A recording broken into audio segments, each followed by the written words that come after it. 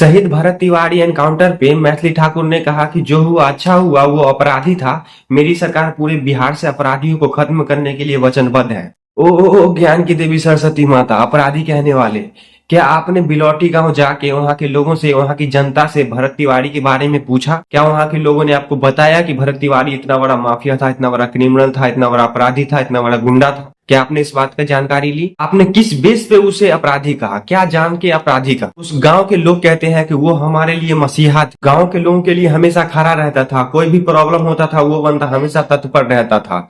उसने गांव में बिजली मंगवाई, सड़क बनवाई और न जाने कितने विकास करवाए। लेकिन जो उसके बस में नहीं था, जो सरकार से होने वाला था, जो काम कार्य, तो उसके लिए वो सरकार के खिलाफ आवाज उठाता था, जनता के लिए लड़ता था कि सरकार इसको ठीक करे, इस प्रॉब्लम का समाधान करे। तो क्या वो अपराधी हो गया? अपने गांव क्षेत्र समाज के लिए लड़ने वाला बंदा अपराधी हो जाता है? तुम्हारा कहना और बहुत लोगों का कहना हुआ कि उसने गन उठाया, वो अपराधी था। तो गन उठाने वाला हर कोई अपराधी नहीं होता, वो मजबूरन गन उठाया। जब किसी ने उसकी बात नहीं सुनी, उसे मजबूर किया गया गन उठाने के लिए। इतने दिनों से तो उसने गन नहीं उठाया, लेकिन अब क्यों उठाया? जब वो हार गया, थक गया होगा कि नहीं सुन रही है सिस्टम हमारी बात को, तब उसने गन उठाया। तुम्हारी सरकार ने उसको मजबूर किया गन उठाने के लिए। जैसे तुम चाटुकार नेता हो, उसी तरह तुम्हारे चाटुकार नेता के पुलिस वालों ने उसको मजबूर किया, पागल घोषित कर दिया। अपराधी कह रहे हो तो जाकर उसका क्रिमिनल रिकॉर्ड चेक करो। अगर एक भी एफआईआर उस पर हुआ हो तो फिर अपराधी कहना कि हाँ ये अपराधी है। वो किसी भी जाति के पक्ष में नहीं था, वो जातिवादी नहीं कर रहा था, वो सभी के हक के लिए लड़ रहा था, अपने गांव के हक के लिए, अपने गांव समाज के लोगों के लिए लड़ रहा था। वो एक क्रांतिकारी था, न कि अपराधी।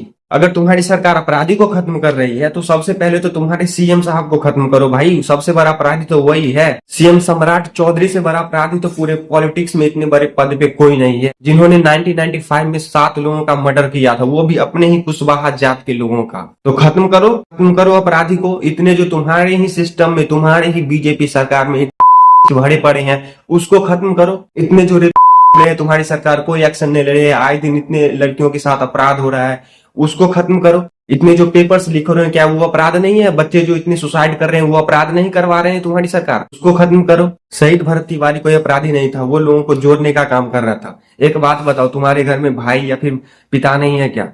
अगर वो लोगों को जोड़ने का काम कर रहा है, लोगों के हित में काम कर रहा है, गांव समाज के लिए काम कर रहा है, देश के लिए काम कर रहा है, फिर सरकार उसको पागल घोषित करवाती है। अगर वो सरेंडर कर, फिर उसका एनकाउंटर करवा देती है, तो क्या तुम बोलोगे ये बहुत अच्छा, बहुत अच्छा, बहुत अच्छा हुआ, मेरा भाई, मेरे पिताजी तो अपराधी थे, बहुत बड़ा गुनाह कर रहे थे? तुमको पॉलिटिक्स में लाया कौन भाई? कैसे लिया है? मुझे तो ये समझ नहीं आ रहा है। सही था, तुम गाना ही गाती थी। तुमसे कोई ब्लूप्रिंट मांगता है तो बोलते हो कि ब्लूप्रिंट दिखाने की चीज थोड़ी है। नहीं नहीं, वो तो भगवान पे चढ़ाने की चीज है, आरती दिखाने की चीज है। वाह वाह वाह, बड़े आए अपराधी बोलने वाले। खत्म करो अपराधी को। इतने जो लड़कियों के साथ उसको खत्म करो।